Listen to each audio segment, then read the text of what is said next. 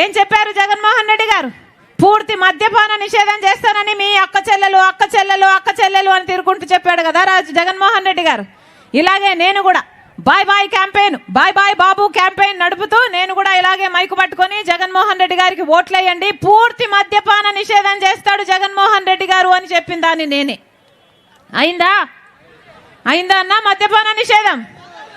ఇప్పుడు మద్యపాన నిషేధం కాలేదు కదా, సర్కారే మద్యం అమ్ముతుంది, బయట వాళ్ళు ఎవరు అమ్మటం లేదు, స్వయంగా సర్కారే మద్యం అమ్ముతుంది. జగన్మోహన్ రెడ్డి గారే మద్యం అమ్ముతున్నారు. ఏమమ్ముతున్నారు? భూమట,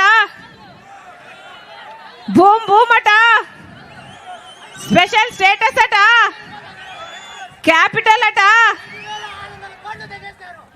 డిఎస్సి అట, మొత్తం. అన్నా జగన్మోహన్ రెడ్డి గారు వాగ్దానాలన్నీ ఎక్కడ నిలబెట్టుకున్నారయ్యా అంటే అదిగో మద్యం షాప్ లో నిలబెట్టుకున్నామన్నట్టుగా ఉంది. స్పెషల్ స్టేటస్ అక్కడే ఉంది, డిఎస్సి అక్కడే ఉంది, క్యాపిటల్ సిటీ అక్కడే ఉంది, అన్ని మద్యం షాపులోనే ఉన్నాయి. అంటే మత్తులో కళ్ళు మూసుకుంటే ఉన్నాయి తప్ప పట్టపగలు కళ్ళు తెరిచి చూస్తే ఏవీ లేవు, మొత్తం అంతా అదృశ్యమే. వాళ్ళు ఎవరు ఏది అమ్ముతే అదే కొనాలి, వాళ్ళు ఎంతకు అమ్ముతే అంతకే కొనాలి. ఎక్కడుంది పద్ధతి? ఉందా? ఒక పాడుందా దానికి? మన రాష్ట్రంలో నాసి రకం మందు తాగి 25% మంది ఎక్కువ ప్రజలు లివరు కిడ్నీలు చెడిపోయి మన రాష్ట్రంలో 25% పక్క రాష్ట్రాలతో పోలిస్తే ఎక్కువ మంది చచ్చిపోతున్నారు. పట్టించుకుంటున్నారా ఎవరైనా? ఒక హెల్త్ చెకప్ అయినా జరిగిందా? మద్యంలో హెల్త్ ఉందా లేదా అని ఎవడైనా చూసుకుంటున్నాడా? ఓన్లీ క్యాష్ అట కదా, నో డిజిటల్ పేమెంట్స్ అట, అవునా? ఓన్లీ క్యాష్ అట. అంటే ఎవరు అమ్ముతున్నారు, ఎంతకు అమ్ముతున్నారు, ఎంత అమ్ముతున్నారు, స్టేట్ ట్యాక్స్ కడుతున్నారా, సెంట్రల్ ట్యాక్స్ కడుతున్నారా, దేనికి లెక్కలు లేవు. ఏమైనా ఆడిట్ ఉందా? హెల్త్ చెక్లు ఉన్నాయా? ఒక పద్ధతి లేదు, ఒక పాడు లేదు, ఏది లేదు.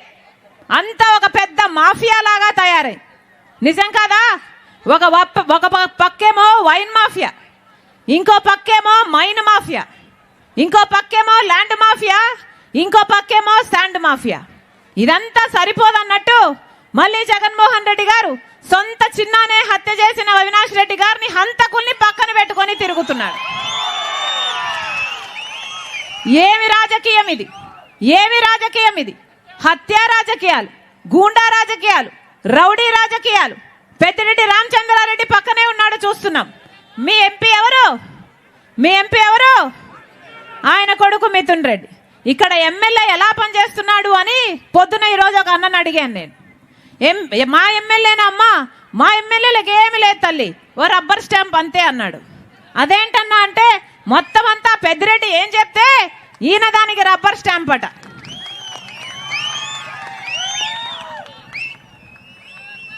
మొత్తం అవినీతి మొత్తం పెద్దిరెడ్డి చేస్తాడు, దానికి ఈయన గంగిరెద్దులా తల ఊపాల్సిందే, లేకపోతే ఈయనను బతకనియ్యాడు అన్నారు. మరి ఎందుకు ఇస్తున్నట్టు అధికారం?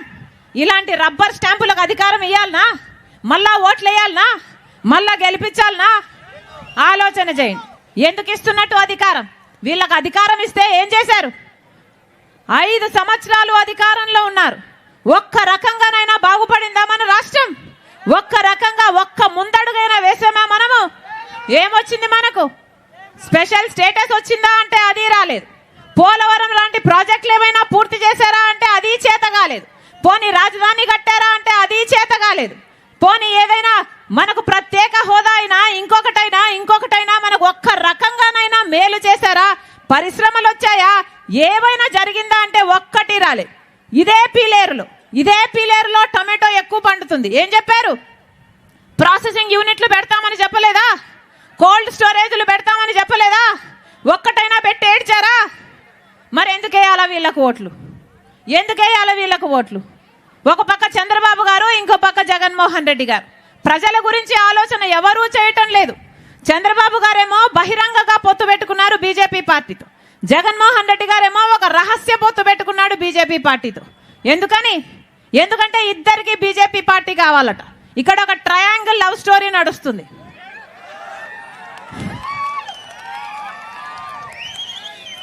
పోనీ బీజేపీ పార్టీ మనకి ఏమైనా చేసిందా అంటే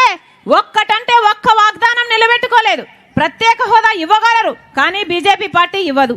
పోలవరం ప్రాజెక్టుకు మనం పూర్తి చేసుకోవడానికి డబ్బులు ఇవ్వచ్చు, కానీ ఇవ్వదు.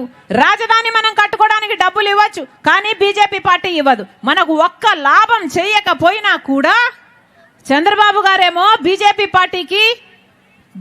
పార్టీతో పొత్తు. మనకు ఒక్క లాభం చేయకపోయినా కూడా జగన్మోహన్ రెడ్డి గారేమో మోడీకి తొత్తు. ఇందుకేనా ఓట్లేస్తున్నది? ప్రజల ప్రయోజనాల గురించి ఎవరు పట్టించుకుంటున్నారు కాబట్టి. అందుకే చెప్తున్నాం, ఆలోచన చేసి ఓటు వేయండి. ఆలోచన చేసి ఓటు వేయకపోతే మీ భవిష్యత్తును వాళ్లకు రాసిచ్చేసినట్టే, మీ బిడ్డల భవిష్యత్తును కూడా రాసిచ్చేసినట్టే. ఈరోజు రాజశేఖర రెడ్డి బిడ్డ చెప్తుంది, ఈరోజు రాజశేఖర రెడ్డి బిడ్డ కాంగ్రెస్ పార్టీలో చేరింది అంటే ఎందుకు చేరింది? ఎందుకంటే ఒక్క కాంగ్రెస్ పార్టీ రాహుల్ గాంధీ గారు మాత్రమే ప్రత్యేక హోదా 10 సంవత్సరాల కోసం 10 సంవత్సరాల ప్రత్యేక హోదా కాంగ్రెస్ పార్టీ అధికారంలోకి వచ్చిన మొట్టమొదటి సంతకంలోనే పెడతాము, ఇస్తాము అని చెప్పాడు కాబట్టి ఆ మాట పట్టుకొని వచ్చింది రాజశేఖర రెడ్డి బిడ్డ కాంగ్రెస్ పార్టీలోకి. ఒక్క కాంగ్రెస్ పార్టీ మాత్రమే ఆంధ్ర రాష్ట్రానికి చెందాల్సిన అన్ని హక్కులు కల్పించగలదు కాబట్టి బీజేపీని 10 సంవత్సరాలుగా చూసాం, ఒక్కటి కూడా మనకు మేలు చేయకపోగా ఒకవైపు చంద్రబాబు గారు, ఒకవైపు వైసీపీ మొత్తం వాళ్ళకే బానిసలయ్యారు. ఇలాంటి పరిస్థితిలో ఒక కాంగ్రెస్ పార్టీ తప్పితే ప్రజల పక్షాన నిలబడే పార్టీ లేదు కాబట్టి రాజశేఖర రెడ్డి బిడ్డ కాంగ్రెస్ పార్టీలో చేరింది. మీరు ఆశీర్వదించండి. రాజశేఖర రెడ్డి బిడ్డ మీకు మాటిస్తుంది, 10 సంవత్సరాల ప్రత్యేక హోదా రాజశేఖర రెడ్డి బిడ్డ తీసుకొస్తుంది ఆంధ్ర రాష్ట్రానికి. మీరు ఆశీర్వదించండి. కాంగ్రెస్ పార్టీ అధికారంలోకి వచ్చినాక ఒక ప్రత్యేక హోదా కాదు, పెద్ద పెద్ద పరిశ్రమలే కాదు, పోలవరం ప్రాజెక్ట్ అయినా, రాజధాని అయినా, కడప స్టీల్ ఫ్యాక్టరీ అయినా, ఇలా 1 కాదు 2 కాదు, ఆంధ్ర రాష్ట్రానికి చెందాల్సిన ప్రతి హక్కును రాజశేఖర రెడ్డి బిడ్డ తీసుకొస్తుంది. మీరు ఆశీర్వదించండి. ఎలాగైతే రాజశేఖర రెడ్డి గారు పరిపాలన చేశాడు, వ్యవసాయం పండుగగా చేశాడు, మక్క చెల్లెలుగా అన్నగా చూసుకున్నాడు, మళ్ళీ రాజశేఖర రెడ్డి బిడ్డ మాటిస్తుంది. మీరు ఆశీర్వదించండి. ఆ రాజశేఖర రెడ్డి గారి సంక్షేమ పాలన మీ గడపకు తీసుకొస్తుంది రాజశేఖర రెడ్డి బిడ్డ.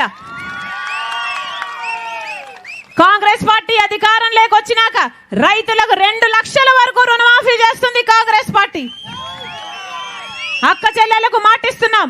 ఇల్లు గడవడం ఎంత కష్టమైపోయిందో కాంగ్రెస్ పార్టీ అర్థం చేసుకుంది కాబట్టి మీ ఇల్లు గడవడానికి ప్రతి నెల 8,333 రూపాయలు, అంటే సంవత్సరానికి 1,00,000 రూపాయలు ప్రతి పేదింటి కుటుంబానికి, ఆ ఇంటి మహిళ, పెద్ద మహిళ చేతుల్లో వినబెడతామని చెప్తుంది కాంగ్రెస్ పార్టీ. సంవత్సరానికి 1,00,000 రూపాయలు అంటే 5 సంవత్సరాలకు 5 లక్షల రూపాయలు. మీరు ఆశీర్వదించండి. కాంగ్రెస్ పార్టీ అధికారంలోకి వస్తే అది మీ పార్టీ అవుతుంది. మీరు ఆశీర్వదించండి. ఇంకా 1,30,000 ఉద్యోగాలు ఖాళీగానే ఉన్నాయి. కాంగ్రెస్ పార్టీ అధికారంలోకి వచ్చినాక మొట్టమొదటి సంతకం 2,25,000 ఉద్యోగాల భర్తీ మీదనే పెడుతుంది కాంగ్రెస్ పార్టీ. ఇల్లు లేని ప్రతి పేద కుటుంబానికి 5 లక్షలతో ఒక పక్కా ఇల్లు, ఎలాగైతే రాజశేఖర రెడ్డి గారు ఇందిరమ్మ ఇల్లులు కట్టారో 40 లక్షల ఇల్లులు రాజశేఖర రెడ్డి బిడ్డ మాటిస్తుంది. ఇల్లు లేని ప్రతి పేద కుటుంబానికి 5 లక్షలతో ఒక పక్కా ఇల్లు కడుతుంది కాంగ్రెస్ పార్టీ. మీరు ఆశీర్వదించండి. మీరు ఆశీర్వదించండి. పెన్షన్లు 4,000 అవుతాయి, వికలాంగులకు పెన్షన్లు 6,000 అవుతాయి. మీరు ఆశీర్వదించండి. కాంగ్రెస్ పార్టీ అధికారంలోకి వస్తే మీ పార్టీ అధికారంలోకి వచ్చినట్టు. కాంగ్రెస్ పార్టీ అధికారంలోకి వస్తే మళ్ళీ రాజశేఖర రెడ్డి గారి సంక్షేమ పాలన మళ్ళీ మీకు అందినట్టు.